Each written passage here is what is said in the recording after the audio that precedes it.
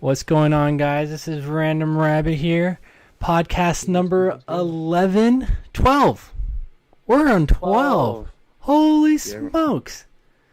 we are. Did you name it 11? No, I don't think I named it 11. We are on podcast number 12. Welcome. We got some big news coming up.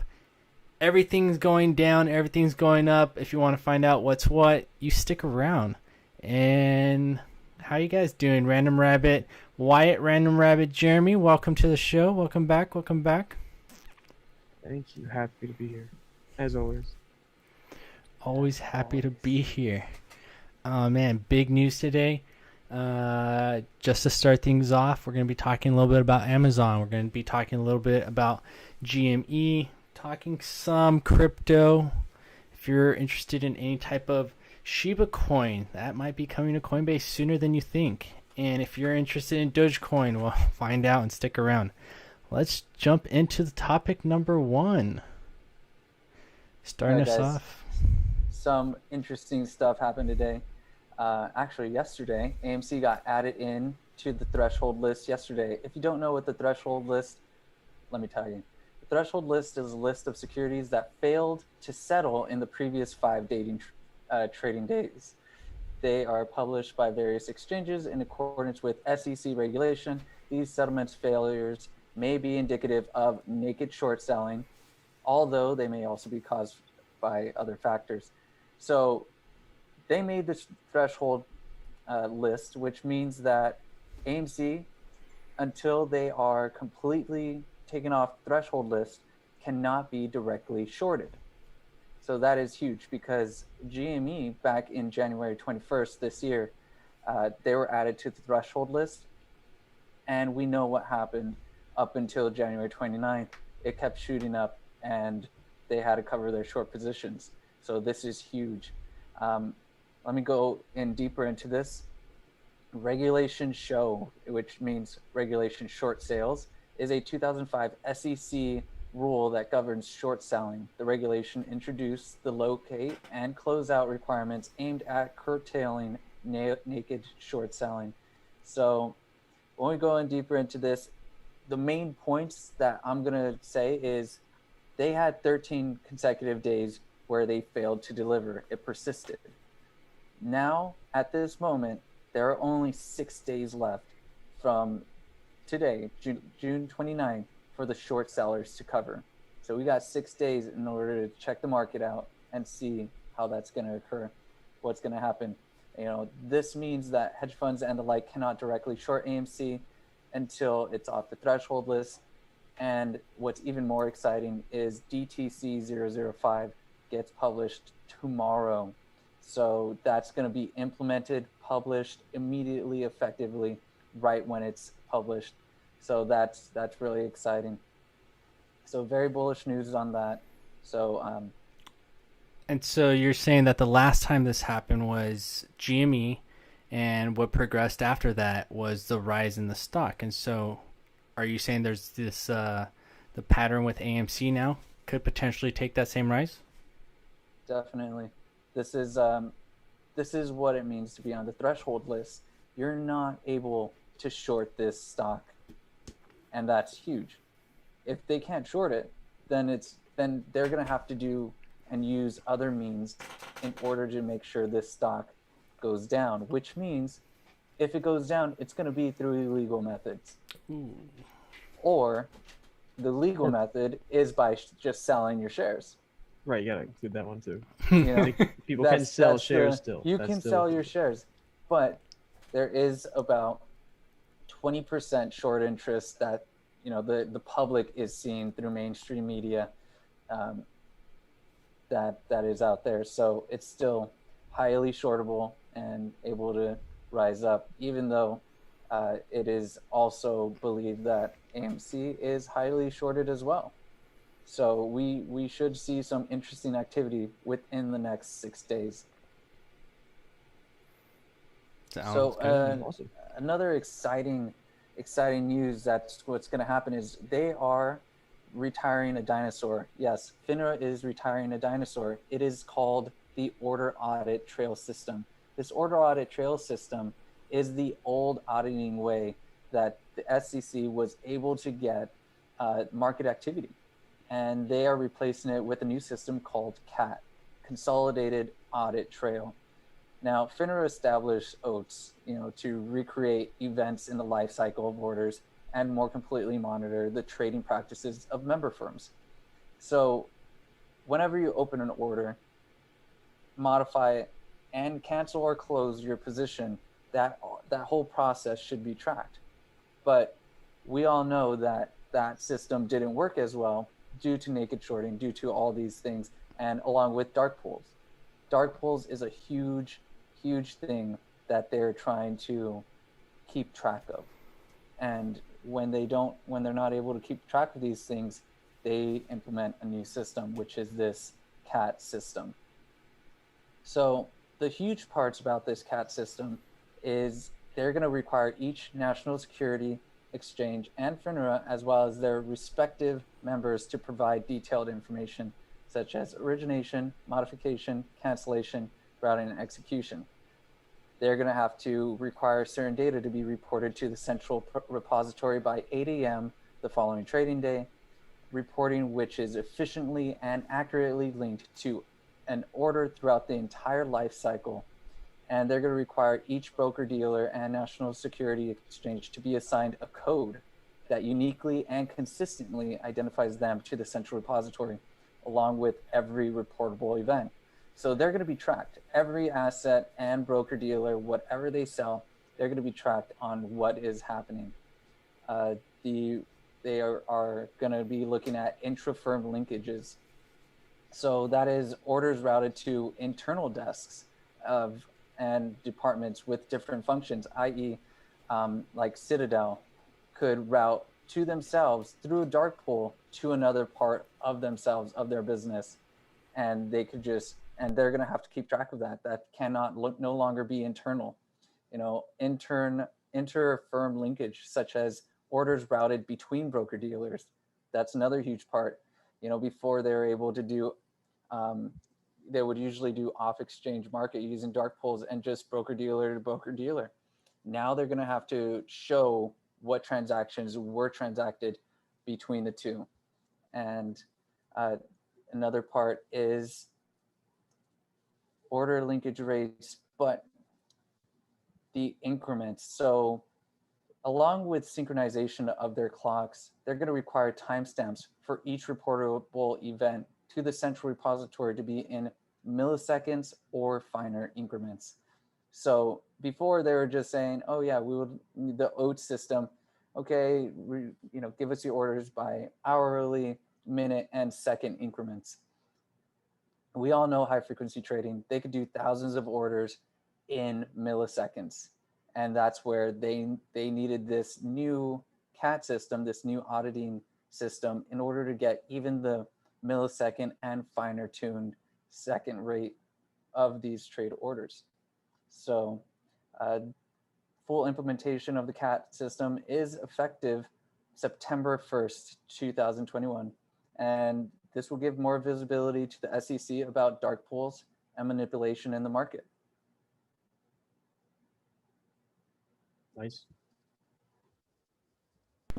So is there anything for just regular investors to worry about? I know you're saying that this is going to affect brokers and. Well, why don't we see over here on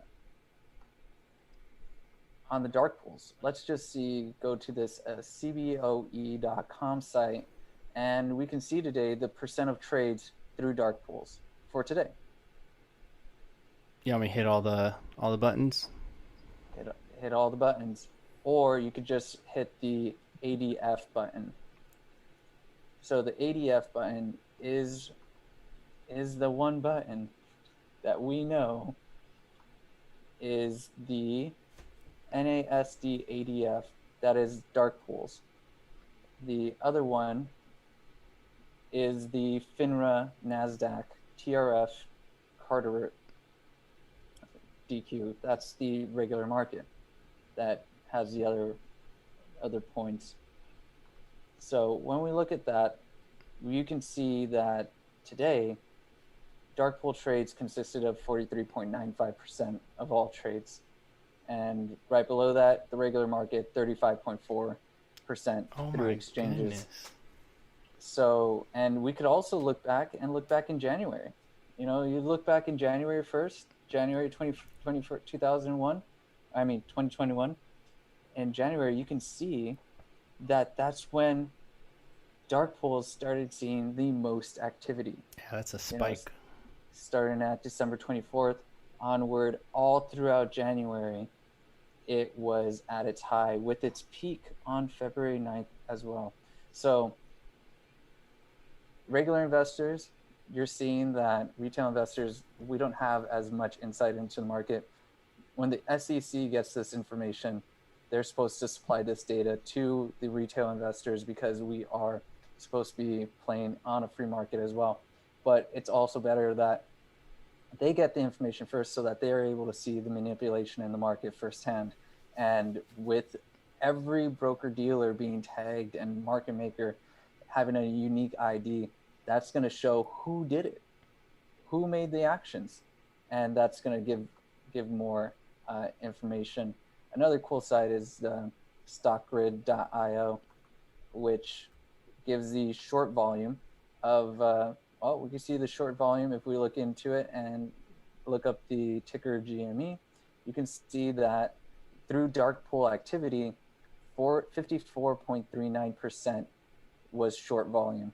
So, and guess what? Today, the total volume, including the dark pools and everything, was at the year-to-date lowest volume we've had at 2.4 million shares just traded. That's super low. The average volume right now is 9 million. So we should see some more activity, as in the prior past, whenever there is a very low day of trading, the next couple of days were very active. So we should see a nice run within the next 9 to 13 trading days, because that's just how the pattern's been going, you know. But take it as you will. Interesting. So it looks like GME, AMC, it looks like they're both taking off. In the last time that GME sprouted, and sprouted they did, what was the who came first? Was it AMC then GME, or was there any type of pattern in how these stocks are jumping? When we look at the two charts, you can see that they both were in tandem. They both were very correlated until recently, where AMC started going off more than GME, and that's what happens when they know their main problem is GME because of the over shorted, and we saw 226% on January 15th short interest of GME. If I was a large firm, I would rather let AMC go, cover my position for GME, and try to figure out a way to get out of that tough spot. They're trying as hard as they can, and AMC seems like the one that they're gonna let loose first, the wild Mustang, and it's gonna roam free first. That's what I predict. And then once they lose all that capital and they're not able to cover their short positions and they don't have enough collateral, then GME is going to start taking off. And speaking of recent European,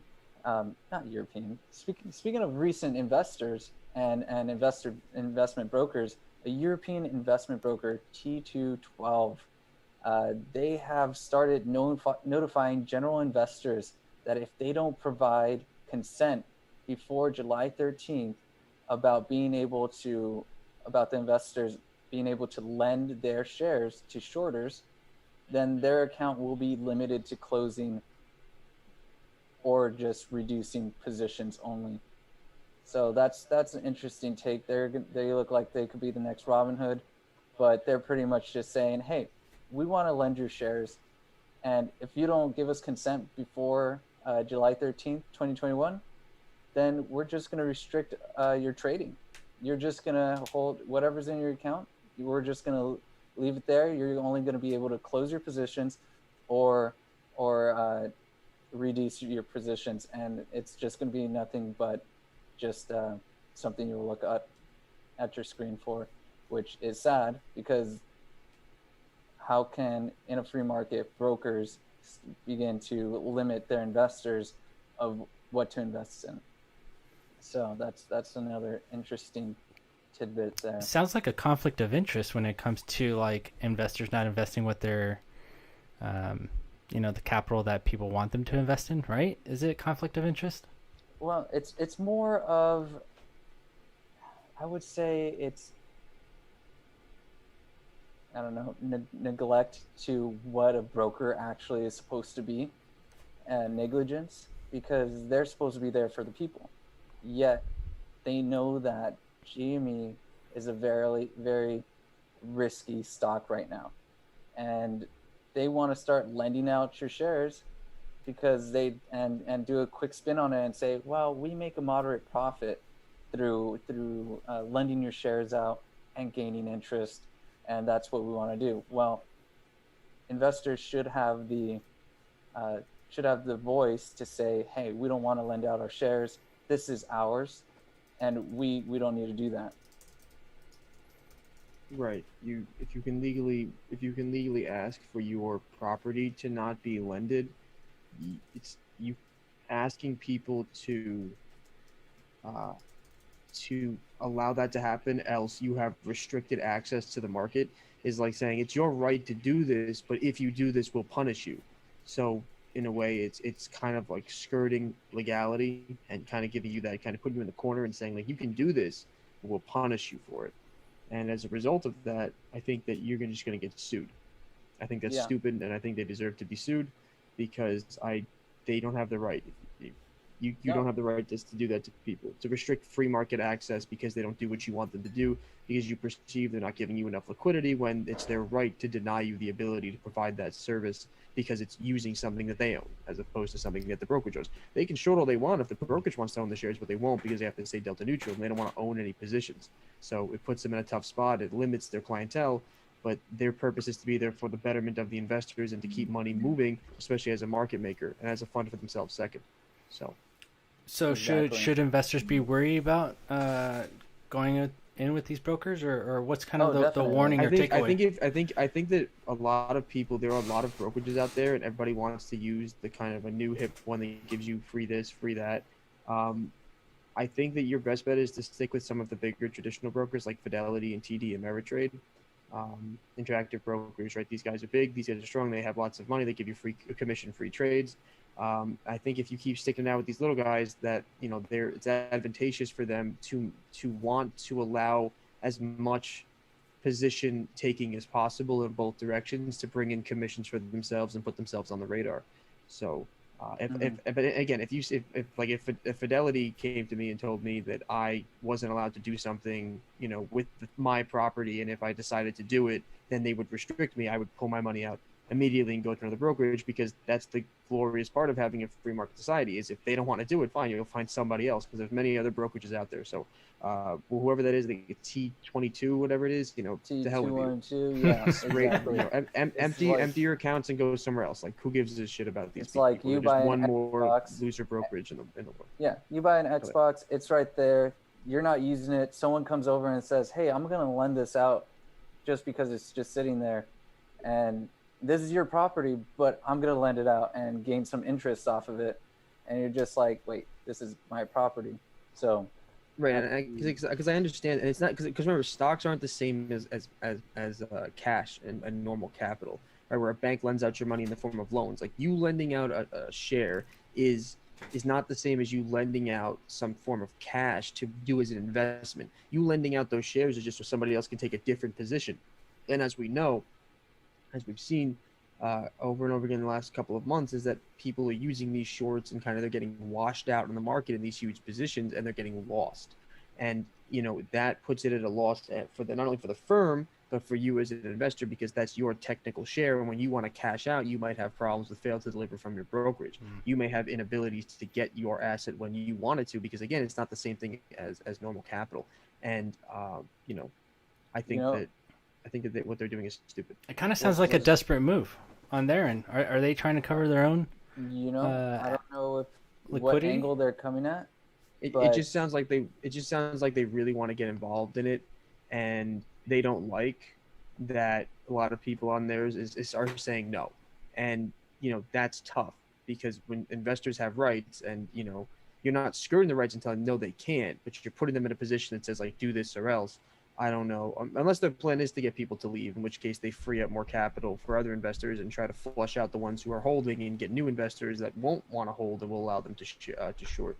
I mean, Again, you have I to don't think of it even know why they would even want to short people's shares because if because a client wants to short for them. So if yeah, a client wants to do a short position, that just brings more money in commissions, and as a middleman, that more activity brings me more capital. So if I get a bunch of see, people that say we want to short, and I got a bunch of people who won't let me short, well, that causes me a problem because there's a market. There are people telling me I'm willing to give money to you, and I yeah, can't get it because nobody lets me short their shares. So there might just be a huge demand for a short position, and this company's like, well, fuck it. Based on our odds, we could actually make a lot of money doing this, so it's worth the risk to our customer see, but I don't relations think they to do understand this. the risk. They don't understand the risk that if the customer that is shorting and GME goes and blasts off to the moon, that and the customer isn't able to cover their position, then guess who's on the hook? The broker dealer is on the hook. So they're looking at more this money aspect, and they're not looking at the risk factor because other brokerages now have GME at, if you're taking a long position, it has to be 100% of margin. If you're taking a short position, it has to be 300% of margin. So you need to be able to cover your short position, and that's these other brokers that I've seen recently put up their numbers for collateral for margin. Well, Okay. maybe they're being backed by somebody that has a lot of capital, and that's why Yeah. they want to do it. And before we go on break, I'm just going to touch on the reverse repo rate getting on at a new time high of $841.24 billion. So overnight reverse repos, new high. Congratulations, The Fed's $841 billion also, dollars. you should note the Fed's balance sheet is up above, I know, $8 trillion now. So, when you think about it, that's just $8 trillion liquidity that the Yeah. Fed has been pumping into the markets. And you just think about, we have a big thing in this country about cracking down on entitlement programs, which I agree with, because entitlements are going to fucking crush us going forward because we can't afford any of it. But I always find it interesting that everyone always attacks the handouts to the everyday middle class, but the government's handing out just money. They can't make money fast enough to hand it out to big banks and businesses, and those are okay. Those are for the longevity of our market, which when you look at COVID and you see the steep drop of 33%, when you look at the behavior of the overall market, that was only classified as a bear market because it technically fell far enough to be classified as a bear market. But when you look at the rebound, you're actually seeing more momentum on the way back up. You're seeing that bigger companies didn't do worse on the way up. Like, there wasn't a reshuffling of power as you normally have out of a bear market. There were big companies that continued to do well coming out of this bear market, which is not how these things are supposed to work. So what you're really seeing is just like an extension of strength. And I think that we have significantly overplayed our hand in giving money to the economy because we were so scared. And the only way we know how to solve problems anymore is by throwing debt money financing. Yeah. And I think that we are causing a problem, not like maybe necessarily an inflation in the short term or pain in the markets, because I think this is the longest bull market we've ever fucking been on, and for a very long time. But I think the problem is in the long term when all this has to come back down and we have to deal with it in the future. And I think that the federal government, I think they really need to do something better. They need This to is bring ridiculous. this in because $841 loaned from the banks to the Fed, and they give that back the next day, and the Fed gives them interest of 5 basis points. That's equivalent to right now over $400 million they're giving in excess back to the banks. Right. The U.S. Treasury rate, the 1 month, 2 month, 3 month maturities of Treasury bonds is 4 basis points. The overnight reverse repo, 5 basis points. You know how absurd that is? That's absurd. Ridiculous. They are trying to say, hey, don't go to these regular treasuries. We don't want you to. You don't need to wait that long. You don't need a month, 2 months, 3 months to wait to get your 4 basis points, 5 basis points. Instead, you could do it overnight, and get the 5 basis points overnight. And it's And the just crazy part is that all that money the banks get, they're just giving it back to their shareholders, doing buyback, increasing their dividend. They're just increasing the value of their own business. They're getting Mhm. free money from the Fed, 4 basis points higher than the banks are willing to give anybody holding a savings account. And they're going to pump all that money back to the investors. If you're a client of a bank, you don't benefit unless you're a wealthy investor. One lesson to Exactly. learn is that the only way you're going to make money as a retail investor, the only way you can be able to do that is if you structure some very long-term, Roth IRA thing and an employer contributions to 401ks and build some ridiculously big portfolio, or you're going to be able to play in the market. So it's ever more imperative that we make free markets because there isn't any way to make return. Banks are a terrible. I honestly don't think you need to save your money there. You can use your brokers as dealers. I was making more return from keeping my More money in interest. Fidelity as Yeah. interest. You make more interest holding crypto coins on Coinbase than you do at a bank that actually has so much money that it literally could survive a halving of the stock market and twice as backstopped as it needs to be.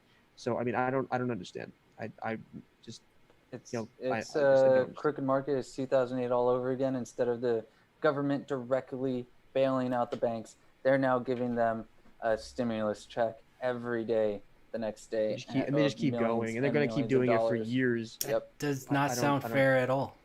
it's not fair. And No, but then we have our deficits and we don't have money to spend on things. And they're like, oh, it's tough. We got to tighten the belt. It's like, yeah, but all these big bloated companies and funds and banks that you just kept raining money on because you were scared that the economy is red hot. People are spending it. I don't know what the Fed is like looking at this market saying like, we need to support it.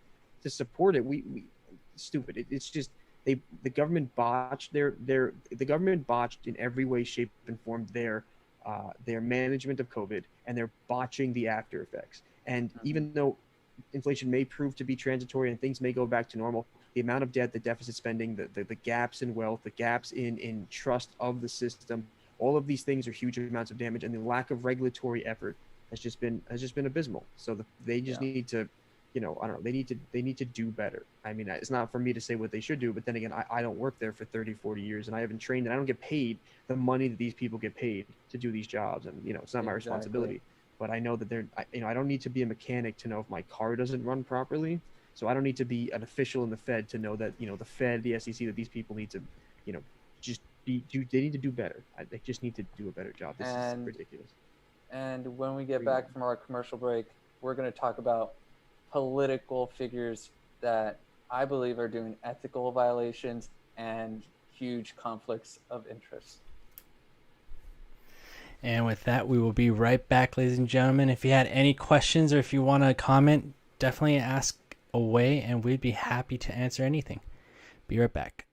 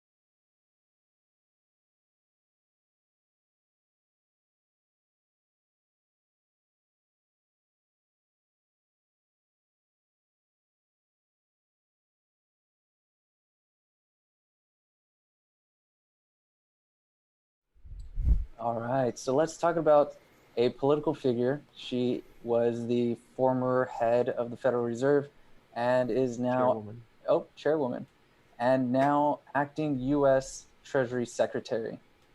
So Janet Yellen, she has made from 2019 to 2020 $7.26 million from speeches. Yes. So if we look at our wonderful website, it'll show that the majority of these speeches, the majority of these speeches were given to Goldman Sachs, Credit Suisse, Deloitte, Salesforce, Citadel, other Wall Street banks, and large corporations. Janet Yellen got paid $810,000 for 2 speeches and a series of webinars. Can you guess which one? Which corporation? It was Citadel. We can see on here on page 2 of this PDF that they first start out with the City National Bank speaking fee, 90,000, and it keeps going. We could go to page 6 of the PDF, and halfway down we have UBS, Wealth Vest, 125,000 for 112,000 for a speech, 90,000 for a speech, 157,000 for a speech, like speaking fees, and it keeps getting. I don't know if it keeps getting better for her, worse as I keep scrolling down and seeing these. You can see a lot. Citadel, number 49, $337,500 speaking fee. Now, I don't know about you, but if you're the Treasury Secretary of the United States of America, and have a lot of political sway, I would feel like this is an ethical violation and a huge conflict of interest, especially when they are trying to impose laws on these big banks, on these big corporations.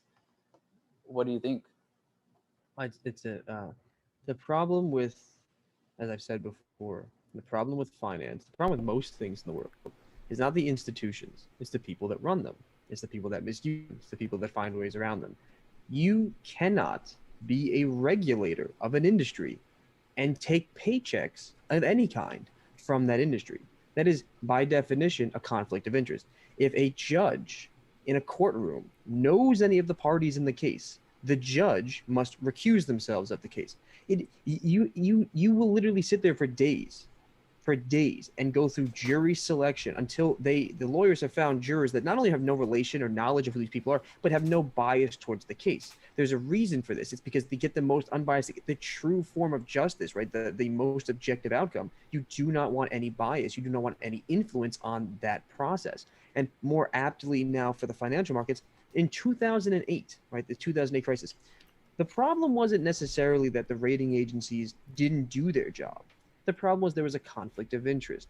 Rating agencies get paid by the companies that rate them. So they rate products, so assets and debts and all this stuff, right? They rate all these things. But if companies don't like their ratings, or they go against their wishes, they'll go and hire one of the other rating companies to rate for them. Remember, it's not just like there's one rating agency. It's a competitive market. There are multiple companies that offer ratings that we generally look at in comparison. But we generally have like Standard & Poor's, Edgar Jones, there's a bunch of others. There's like a handful of 4 or 5 of these guys that are the major ones at the top. And that was a huge problem because they weren't paying attention to what was actually in all these securitized assets that were being pumped out to the market and advertised as AAA nonsense. And in reality, it was all garbage. If you want to have an uninfluenced, unbiased way of truly regulating these companies, you should not be allowed to be paid by them to do anything. I think it is ridiculous. I think it should be number 1 on your list. If you're a regulator, your role is not to make yourself rich. Your role is not to become profitable. You can become profitable, but that's not your role. Your job is bigger than yourself. You're a regulatory official. Your job is to regulate, to keep the objective of a fair and objective market for everyone. So it will, and people, you can argue all along that there won't be an influence, but we all know from history, okay, that is just a way, an additional tactic of getting some leeway when it comes to regulatory affairs, when it comes to the restrictions and the punishments that come down. We need people in the regulatory bodies that are capable of saying we need to do progressive regulation on these things like dark pools, on these activities like fraudulent shorting. And we need to have people that are willing to actually say, I'm not hurting my friends, I'm doing my job. And if you get paid by these companies, it creates a significant conflict of interest and brings severely into question your ability to actually do your job. So I think it's piss that this is happening, and I think it shouldn't exist for any official. If you're a regulatory official, you're not doing speeches with the people you're supposed to be regulating. That's just ridiculous. That's ridiculous. I do not think for a second that anyone that does this type of partakes in this type of activity is truly going to be an objective and unbiased regulator and do their job to the fullest extent that they should be. I don't believe that for a second. Are you kidding me? They know that if they give enough money, that it's going to sway them in a way that it's going to be favorable for them. And that's just human nature. When it comes to psychology, if I give you something, you're going to feel obligated to help me out if I ask you, hey, can you help me out with this? Here's a favor. You gave me money. I can do you a favor later on. And that's just politics for you. It's all about favors. And that X amount of money, that $7 million that she's been accumulating, let me tell you, she's not strapped for cash. She makes a lot of money. She's one of the top people. She has an ear to the president. So you think she has so much power? Do you think she needs that money? No. Banks know she doesn't need that money, but it's just, a little extra on top just to help them sway with the regulations. Can't tell me it's not. You can't tell me that's an ethical practice. That's ridiculous. Well, we'll keep following, and we'll see if she ever gets sued or taken down a step. But you have to understand, you have to I understand from her perspective what she's doing, and she's not doing anything illegal. What my point here specifically is that going forward, we need to address this issue as we progress into the future. If we really want to have new regulations and laws and reform what we have, you have to start with the people.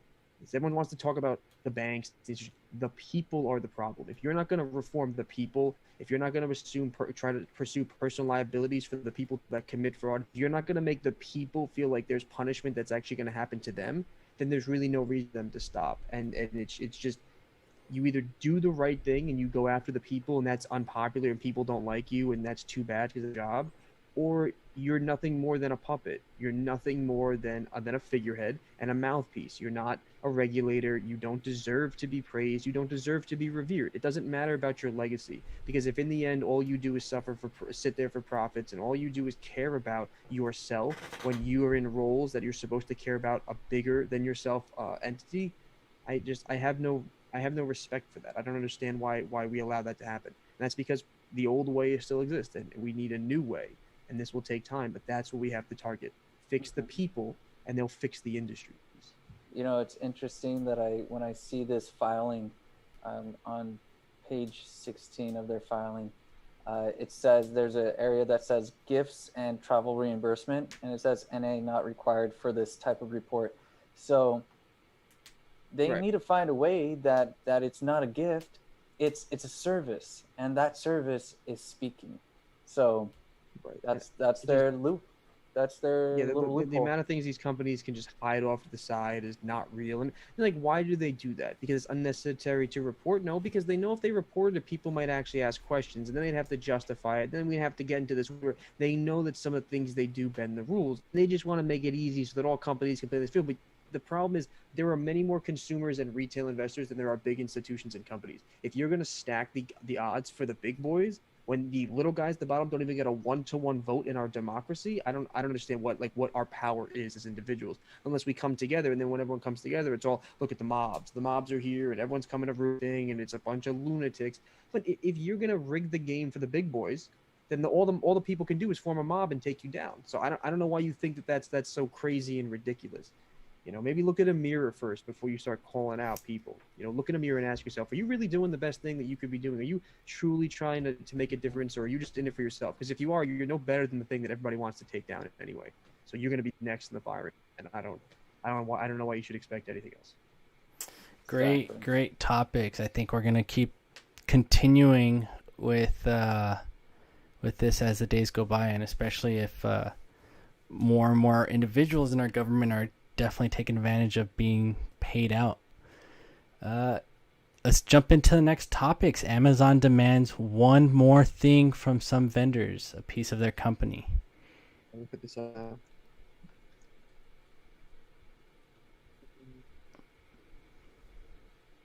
Just say Amazon asked for more. That's what it's happening. All right, so what's happening here? This isn't something that's new. This is something that's been existing, but it's kind of coming to the news today. So if you've seen this article, you heard about it. This is what it's about.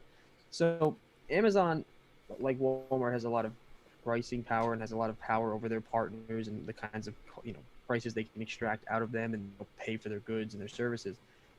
But what Amazon really wants is they want the right to buy stakes in the companies that are their partners. So they want warrants which are basically the same thing as options. They function a little bit differently, but they give the right and the opportunity for an investor to buy a certain number of shares at a predetermined price, which in Amazon's case is almost always trying to aim for it to be lower than the market value at the time of that purchase. Now, 12 public companies have agreed to these warrants, and over the last 10 years, about 75 private companies have also done so. And the idea here is that Amazon gets a boost from not only the sales of the products from these individual partners, but then by owning or potentially owning down the line shares of the company, what they are ensuring themselves is that the companies will get a boost from doing business with Amazon. They'll get an increase in value from the amount of product they're pushing out through Amazon and selling. So Amazon will get cuts from the amount that they're selling on through their platforms, but then they will also be getting value added, right? Appreciating value on their investments for owning stakes inside of these companies. And that's kind of the idea here. And I think this is way too much power on Amazon, because when you think about this, you're not all, because remember these in some cases, right? For I think it was Spartan Nash, if once they activate these warrants, they would be like the second biggest.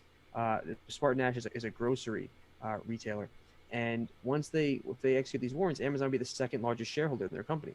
Now, when you look at that across all these companies, what does that mean? Amazon can get board seats. Amazon can enact influence on these companies. So you want to talk about monopolizing? Not only are you expanding vertically and horizontally yourself, but all of your partners and other companies you now have large shares in, so you can actually enact influence on those companies themselves that aren't part of your entity. Meaning, while they're your partners, you can enact influence on them, and then if they decide to become competitors, you'll still own stakes in their company. In addition to this, Amazon also says we get first dibs when someone comes to you with a takeover or acquisition request. We get up to 10 days to make a counteroffer. Now, all this isn't necessarily bad. Some of the people that and execs that use this, they do say that they do prefer this. They like this because it kind of locks up business with Amazon, so Amazon doesn't go to other partners and bring on more people, as well as the fact that if someone gives you an acquisition, then Amazon's going to beat that acquisition. I mean, it just brings more money. So that's kind of the idea and the plus side here. And the spokeswoman for Amazon says that that most of their warrants have requirements on them, meaning that Amazon has to do a certain amount of business. So for Spartan Nash, the grocer, they would get the right to buy 15% of their stock after Amazon buys $8 billion worth of groceries over a 7-year period. So they're not just by default; they have to meet a certain quota of sale and business. And the spokeswoman also said that the current warrant deals they've only been executed on fewer than 1% of the commercial agreements that Amazon enters into. So, which makes sense because they have tons and tons of agreements. So it is very small, but it's still there, and they still want to keep growing and making this more aggressive. Over the last 5 years, it's become much more aggressive, a much more aggressive practice. And the current value of these total warrants that Amazon owns is estimated to be about $2.8 billion US. And some of the ex-execs at Amazon, so even though there are some pluses to the side, some of the ex-executives from Amazon have been quoted in saying things that that these are actually unfair because it gives Amazon a bigger slice of the upside. And what happens is it kind of puts the companies in a position where they really can't refuse. As we know, when Amazon says, you do this, or you lose access to a service, or when they use things like, their VC funds to learn about technologies, then go and replicate it themselves, or they just create their own, cheaper versions of products to compete with their own competitors or partners directly. This is another one of those things where, you think of the Walmart effect of how they had the ability to kind of put people in positions and force them to make deals when they were uncomfortable at really ridiculous prices. It kind of puts you in the position where, you're not going to deny Walmart or Amazon because a lot of the execs, they don't want to haggle with them. They don't want to risk losing that huge pipeline of business. So they generally go about doing it. And Amazon generally goes about and has warrants for these companies. So it's interesting to see how this expands, but this behavior is also something that lawmakers are very skeptical of, right? And looking into as okay, what's the reach here? And again, it doesn't hurt consumers, right? It's not hurting the consumers. And anything, it might be giving more advantages to the consumers in terms of a larger network of products for cheaper and an all kind of inclusive, simple package for delivery. But that's why our laws need to be changed, because I think these tech companies are getting so big that while they're not hurting the consumers, they're gaining so much power and influence and control that one day they're going to have the ability to do a lot more than they can do now. And it'll be too late to stop them because they are becoming so large that they're becoming sizable opponents to not only individuals and other companies, but governments as well. When your company's worth over $1 trillion, $2 trillion, and you're that integral part of the economy, you can put up one hell of a fight. So definitely very Yeah. interesting. But I read that today. I thought that was very, very fun. We'll have this description we'll have the links in the descriptions. But look it up. It's definitely very interesting. Very That's interesting a practice that Amazon is huge, doing. huge topic. That's Yeah. like the amount of caveats that could come with that is huge. I mean, the upside is that if the suppliers need to buy their stock, guess what? The stock market goes up, Right. everything goes up. But that's just more leverage for Amazon, and I think that's just too much power. I don't I like think it. the thing that I like the least about all this is the fact that they will have enough votes to be a major shareholder to have board seats, so they have like direct influence on the future of the companies, and that bothers me the most because that's like Monopoly? that's what I'm saying. But it's not really covered in monopoly laws. It's a very interesting thing that I don't think we really cover and handle at this time. So that's why I'm like, this is interesting. Imagine you had Yeah. like hundreds and hundreds of partner companies that you had, major stakes in that you could influence their very actions.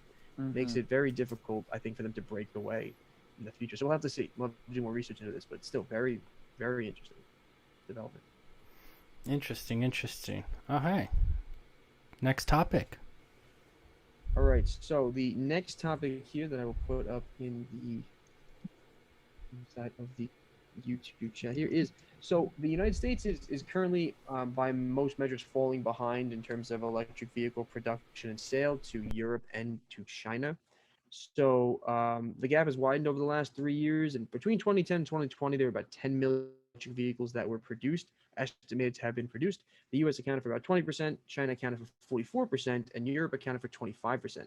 And by 2020, that year, it's estimated the U.S. accounts for only 18% of the total production worldwide. And one of the biggest drivers is national policies. So we see places like Europe where they're trying to, where they've had a big push for electric vehicles, and that was largely to meet regional vehicle emission standards. So changes in national policy causes the industry to kind of match what their expectations are and what the laws are. And in China, they have both demand side and supply side policies in place. So we have a variety of consumer incentives, strengthened regulations that limit internal combustion engine vehicles, so traditional gas powered cars. And it's also they're making it easier to buy, register, and drive EVs. They're kind of cleaning up the process and making it easier. So they're basically trying to create a frictionless or low friction way for customers to be able to ramp up electric vehicle sales and therefore production as a result of the demand.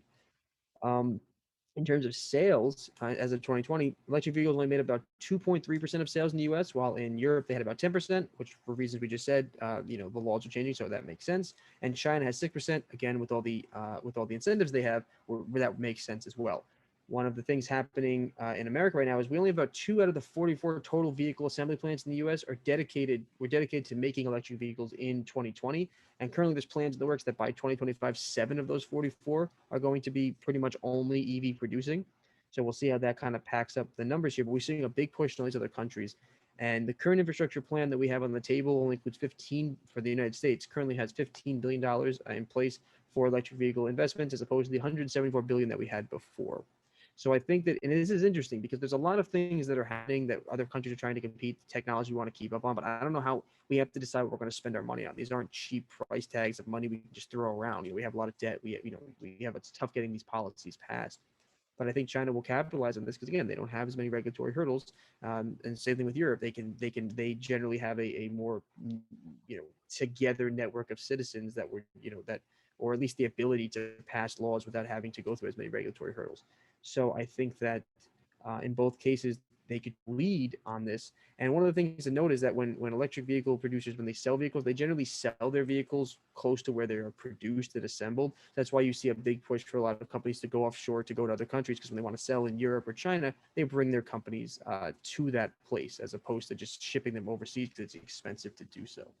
So definitely very interesting. I think I'm not sure what the U.S. will do about this. I think the Democrats are trying to push a separate bill that handles this type of infrastructure separately, but that's it's causing headaches because they're doing that at the same time as the infrastructure bill, and they want them both passed or neither passed. They're playing this ridiculous game, and the Democrats are ridiculously stubborn. And I don't, we're wasting time. It's just a ridiculous waste of time. So be on the lookout for that. I don't know if we'll see any big policy changes in the United States to pump more money into this because as we'll talk about later, we have other things happening in China that are going to be big devotions of capital as well. So, but just to note, in the EV race, the United States as a whole seems to be falling behind China and Europe. They seem to be taking the lead in this technology, at least in terms of productions and sales. So, we'll have to keep an eye on that in the future. Yep. NIO's a good stock. NIO, NIO, electric Yeah. vehicle company. It's been taking a ride. Yeah, it hit $50 in in the past 2 months. It's been going up, hiking up. So it's it's definitely a competitor to Tesla. It is up and coming electric vehicles, and people like them. So it might be a good investment for the long term, especially when I these think electric electric vehicles come vehicles out. and sustainable energy is inevitably going to be the future. The question is though, where do you put your exposure in that industry? Which company do you pick and why? I still think I still think we're a little ways away from truly seeing market winners and losers per se. But the market is evolving, and we're seeing that all over the place. So it's getting more mature. More companies are coming out. More, they're getting more efficient at their production and their sale. So and I think we'll also see a bigger jump in the United States as well in terms of sales, which will drive demand for production once we have more people willing to buy electric vehicles. I think we still have a big we still have a big gap there to hurdle to get over. Yeah, so. and aren't car dealerships selling cars for greater than their sticker price nowadays? They are. That is true. That's a great segue into our next topic. So our next topic is that car dealerships are selling cars for greater than their sticker prices. So why are they doing this? Well, there is a low amount of supply, and supply chains are being crimped around the world, so they expect lower supply in the future, but they're still trying to get as much profit as they can for the vehicles that they have now. It's what we call a seller's market, meaning the sellers can set the prices, the buyers have to match.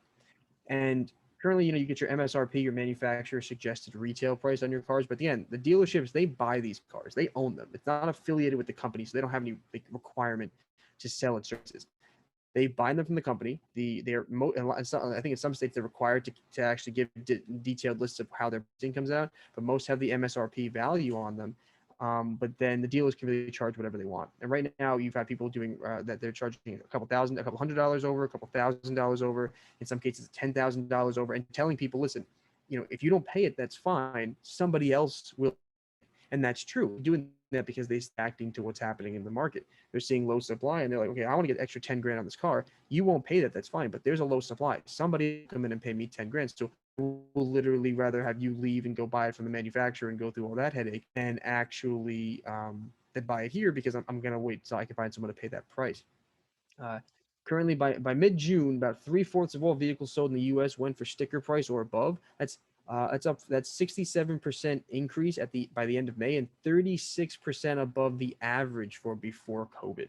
So you're definitely seeing what supply chain cutting, limited supply chains are doing and driving these dealerships to do, and how they're playing based on new market forces.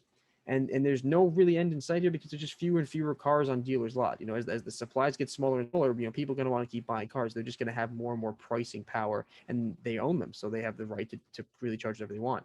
Something to note that what they're doing is they're actually requiring to get these prices up higher. They're requiring you to buy the extra features, right? Sometimes they're going to just put a premium on the car price, but a lot of times what they'll do is they'll say, okay, you can only buy this car with, an enhanced radio and a moonroof and, kind of inside your car. That's going to run you an extra $4,000. And they say, well, I don't want that. They say, too bad. That's all we're selling it with because we're trying to get as much bang as we can for our buck. And they know somebody else will pay for it. So if you don't, somebody else will.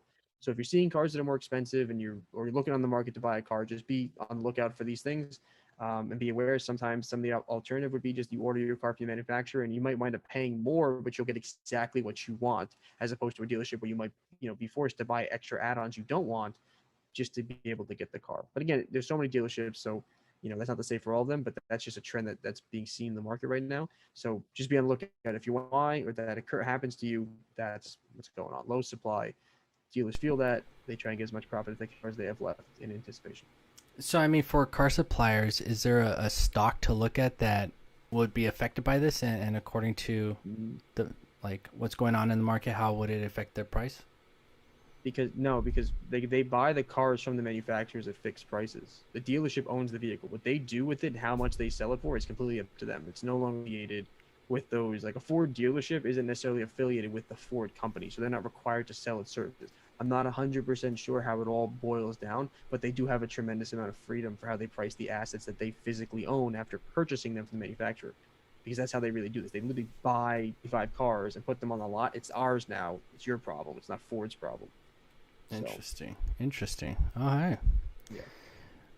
Topic number 8, 9, or 10. And okay, so the last topic I'm gonna be covering here specifically, and I'll throw this up in the chat here, is so China plans to send a crew to Mars in 2030 by 2033 and build a base there. So as I was saying before about how we don't know what we're going to be spending our money on, well, 12 years to land people on Mars is, when you talk about the space race, if China were to land on Mars and build a base there first, it's a pretty big, bold move. It's going to cost the United States a lot of money. So how are we going to spend our money over the next decade? What are we going to really allocate our funds to? We don't have lots of money. We got all these entitlement plans, and then we've got all these electric vehicle infrastructure. We're going to have all these space plans. Like, shit costs a lot of money.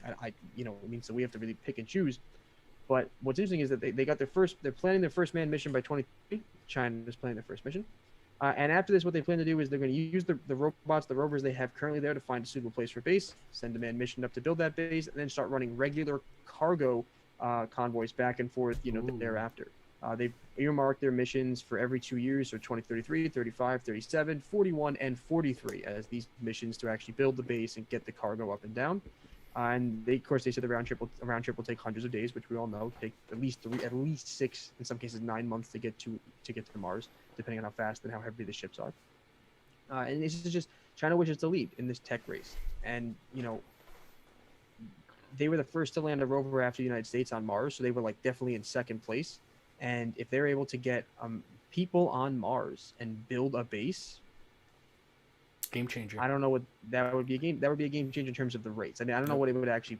It would just be a perceptionary thing for now, until they've actually found some reason why the things they found or did turned out to be a worthwhile investment. But when you're looking at who's going to be the leader, that's a very big symbolic move, especially not only for China but the Communist Party movement as a whole. Because remember, we're still fighting a capitalist versus communism ideology. So to show that would be look, under communism, it took us longer, but we were able to devote more funds and do these bigger, most amazing things. It's just another big race. So it's just very interesting, and I wonder I don't know how the USA will respond. Again, assuming everything goes well for the Chinese government in doing this, right? That's a 12-year, from now they plan to have somebody on Mars. That seems pretty advantageous to me, but we will have to see, because if they have a lot of money in a budget that we can't see and calculate, and they're devoting a lot of money to this that they don't have to devote to other things. If the United States stops spending so much money on things like its military or things like entitlements for its citizens, things like that, and just imagine they just pooled all that money together, they'd have hundreds of billions of dollars a year more to pool into one project. And maybe China's been doing that behind the scenes, so maybe that's something that we'll see happen. So definitely something to keep an eye out for in the news. It's the next space race. So yep, it has begun. What do you think? You think they're gonna do it? You think they're gonna make it? Let's take the bets now. I think that if China does it, I think they'll do it. Maybe not by 2033, maybe by late 2030s, early 2040s. But I definitely think it's possible. We could send people up into space. Sending them to Mars is just a longer mission, so you need more supplies, and then you can build a base on Mars. But when you're there, as long as you land everything, you can build some stuff. So I don't think it's impossible to do. I just think it's very cost intensive, and I think the risks have been very high. But I definitely think they're capable of doing it. They built their own space station, sent their own astronauts up to it. They've clearly got the money. They've clearly got the drive for it. They've clearly got the public support for it. So I think it's definitely possible. My question is, how will the United States respond and going forward? Interesting. Okay. That'll be very interesting. And with that, we're going to take our last break. And when we come back, we're going to be jumping into the crypto world. We'll be talking about Dogecoin. We'll be talking about a little bit more fundamentals on Dogecoin, just because I feel like it's growing as its utilities, or at least it will be. And so kind of getting a feel on how it's going to be running will be important. Other than that, we're also going to talk about the 3 hottest cryptocurrencies that are currently taking over social media. And with that, we will be right back.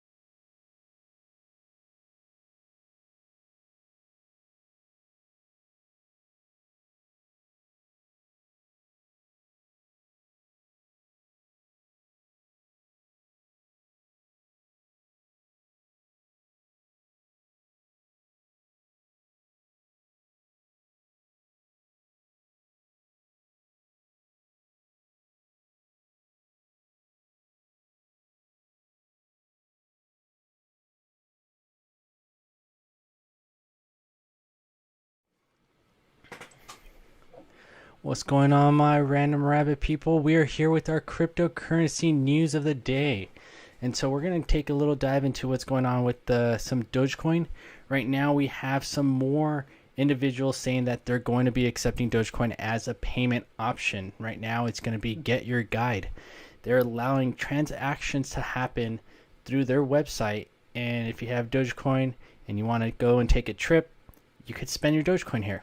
This is not the first time we hear of companies taking in cryptocurrencies. Bitcoin has been going around and being accepted by multiple companies. Sometimes some companies will back out and say, like, you know what, that was a little bit too hot of a market. Let me just take a step back. But here, this is, if you're looking at Dogecoin as an investor, the more they utilize it and have it in our economy, the stronger this coin will get. And so from there, we have Elon Musk, the great Elon Musk. Not so great. He's saying he has more support for Dogecoin. This is because the transaction fees are going to be going down. And I believe I read it was about 40x down, making the transaction fees pretty much minimal. You're going to be able to make transactions at the pennies worth. And so this is big news. And if this is what, if this is what it takes to get Elon Musk to smile, boy, I can't wait till he's just, grinning from ear to ear, because this is just the start. He's been a long supporter, and he's not stopping. He has continued, and if we look at the price of Dogecoin right now, we're sitting at 26 cents. This is not bad. If you're questioning the volatility of Dogecoin as a type of joke token, the volatility has been decreasing. If we're looking over the last, week, month, it's been building and growing momentum. If you're just jumping in, Dogecoin is still not at its all-time high that it hit, which was about right there, 73 cents. And so if you're looking at this as a potential, investment option, or you just want to take a vacation, Dogecoin could take you back up to a ceiling of $73. At the same time, it cannot. At any second, the sucker can just drop out. And so that for some advice. Hey guys, you can make a lot of money, but you could also lose everything instantly. So, and with that, I don't think we covered this, but Jeff Bezos to stay in space. This has absolutely nothing to do with cryptocurrency. I just thought this was great news in general. Let's send all our billionaires up to space and let them survive. I'm just kidding. We should make legislation that says if we get enough votes from American citizens, the United States Air Force is duty-bound to shoot down re-entering billionaires. Required to kill them. Like, sorry, Jeff, listen, they signed enough votes while you were up here, go shoot you. Majority of people didn't want you, so we're going with them. I mean, and obviously there's no law. They'll be returning to Earth just fine. I mean, there won't be any interference from human beings. If their ship explodes, well... This guy owns enough money to duplicate himself probably into another type of clone. And he just so sent himself a clone up to space. It's not actually him. So Hey, Lex Luthor can do anything. I would say we just send a bunch of billionaires That's up what he there and goes have on the them field. compete on like a type of survival type of game. And so this is just kind of funny. It kind of shows where the people's heads at. I didn't know he had 120,000 haters out there, but people want to see him float. And so, well, it might not even be haters. As we know on the internet, people just relish the opportunity to go against what people do. So if there was a petition, I'm sure if there were petitions to like protect people on Earth, there would be people who would sign a petition on the other side to just destroy them solely to be to them. So people may have just signed it solely to be like, yeah, I don't like Jeff. I'm not going to say yes. I'm going to say They have a Not little Jeff Bezos. sticker that says, I voted. I voted for Jeff, to keep Jeff Bezos in space. future president. And continuing on with our crypto news, we're going to go through our top 3 cryptos, not our top 3 cryptos. These are the top 3 cryptos that are being talked about right now in all social media platforms. If you're not familiar with how this is done, there's a beautiful website. It's called lunarcrush.com. And if you're wondering what people are talking about, this is the website to go to. Lunarcrush.com gives you the exact board of, here we go, right here, alt rankings. This tells us exactly how people are viewing these social media altcoins, pretty much who's being talked about, how are they, and this is a great indicator to see who's building up momentum. If you know, social media has heavy reliance on some of these coins, and so to find out that I didn't even know Ethereum Classic was at the top of the list. Lo and behold, I go in and find out that Ethereum Classic is back up to, I believe it was $60 from its previous drop. It had an all-time high of $175 if you rode that wave a couple months ago. And so from there, we're just going to go from, the top cryptos of today. So we have Ethereum Classic. Now, for people who are looking at this and see the name Ethereum, no, this is not the same Ethereum that's worth, $2,000 plus currently. This is Ethereum Classic. This is the older version. This is not, if you're looking for that long-term competitor to Bitcoin, you are looking in the wrong place. This right now got its lovely jump a couple months ago, but it looks like it's building momentum again. Ethereum Classic, check it out. This might be something to invest into. It might be just it might be a pump and dump. Who knows?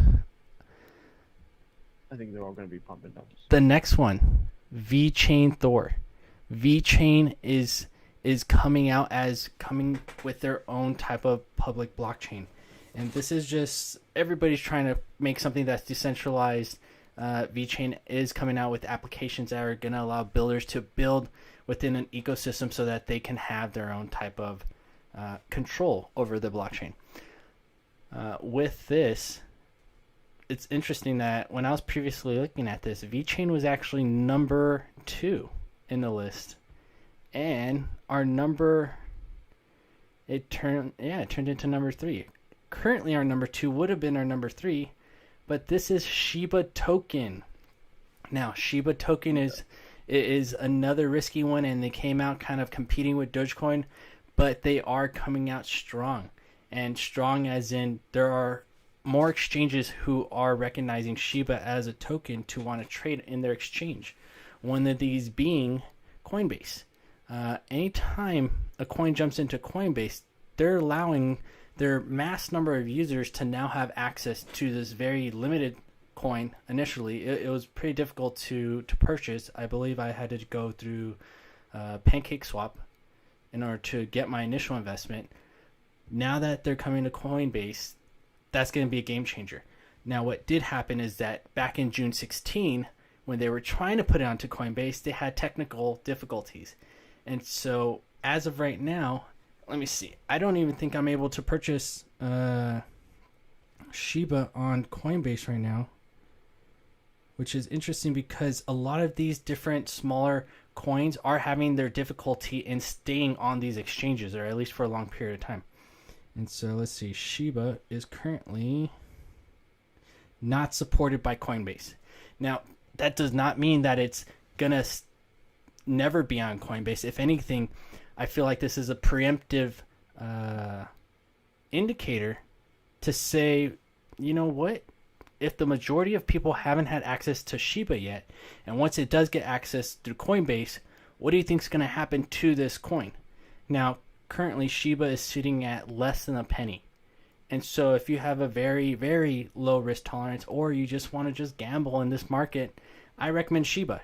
Shiba will never currently right now be an investment advice. This is a high risk gamble. Shiba is just like what Dogecoin was, but it is stronger. It does have more utilities, and its platform is better backed. It is a newer coin, but as we look at it, Shiba token, it could be here to stay. It could be something that rivals Dogecoin. Shiba is now currently being talked about on social media platforms, and so that just tells me this isn't a coin to potentially sleep on.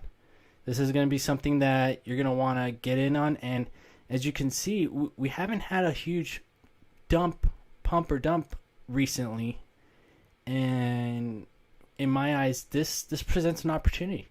This presents an ability to get into the market before majority of everyone gets in. And if you're looking to get in outside of Coinbase, like I mentioned, PancakeSwap allowed me to make that transaction. and purchase that Shiba. From there, you will in time be able to transfer it over to your Coinbase wallet if that's something that you want to do.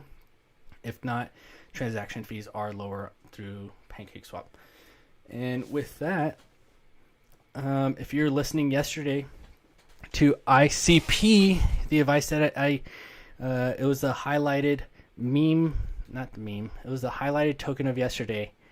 When we were looking at it, it was up 40%. If you listen and got in, congratulations, you made an additional 20% on that investment. And so these are ISP, like we mentioned the other day. This is a company that's going to potentially rival Google in the terms of the blockchain space of where it's in. And we could be looking at a future internet there. If you are interested in something like that, the risk tolerance to that one is a little lower due to its utility backing. But all in all these guys are still freaking brand new. If this was Google 20 years ago and you're able to get in, would you have? I think everybody would have. And so at the same time, the risk of, where Google was 20 years ago, it could have gotten bought out by anybody. Everybody's competing, and this could be another competitor for a future internet. What? Yeah.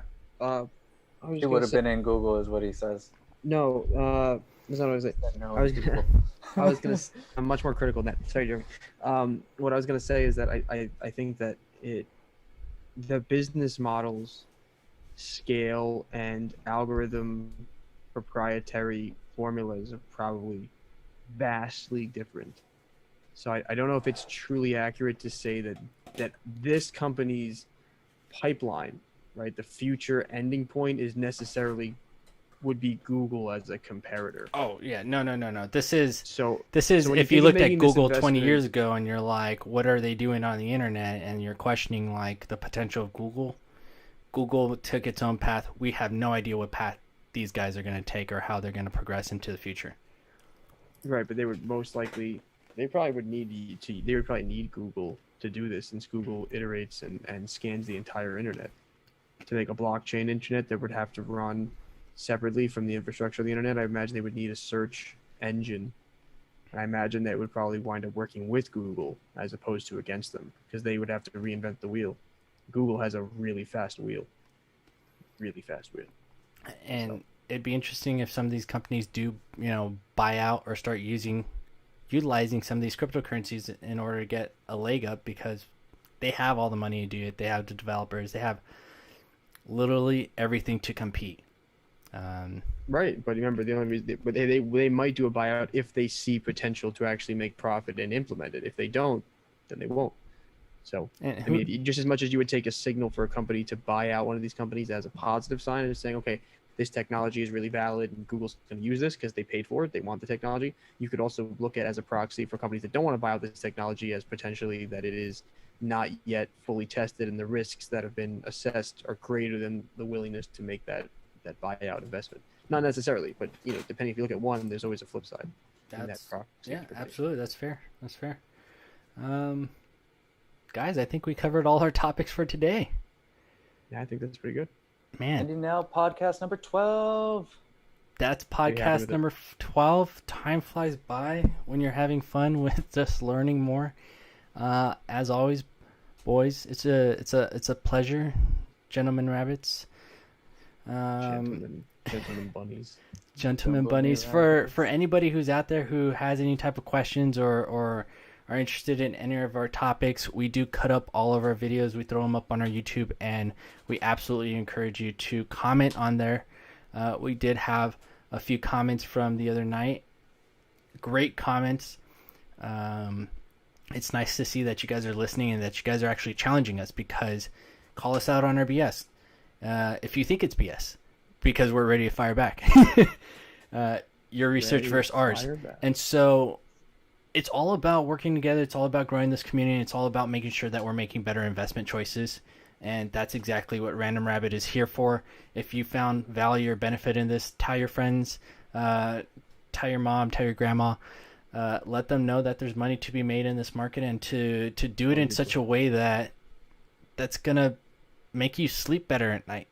stop making guesses. Stop thinking that, social media is going to tell you what to do, because they're there on the hype train, and we're hopefully covering topics that are not on that same hype train. So with that, we always love that you guys are here. This is Random Rabbit podcast number 12. Subscribe to our YouTube. Link is not going to be down here, and so I'm just pointing to nothing. And with that, you guys have a good night. Peace See you guys. Yeah, out. everybody.